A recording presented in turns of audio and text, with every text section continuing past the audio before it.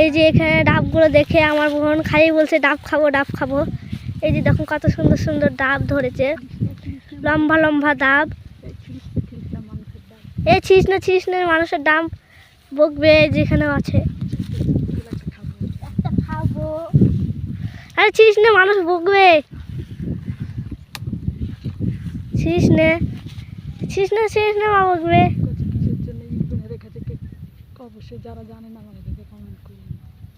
ডাব গাছে কিসের জন্য ইট বেঁধে রেখেছে, যারা যারা জানেন অবশ্যই কমেন্টে জানাবেন।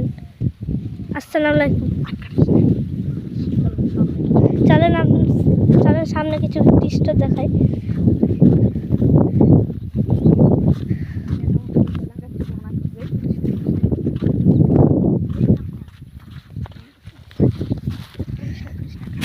এই তুলিস না কাঁচা টমেটো, যাই তুলিস না, ওটা খাওয়া হবে না, তুলিস না।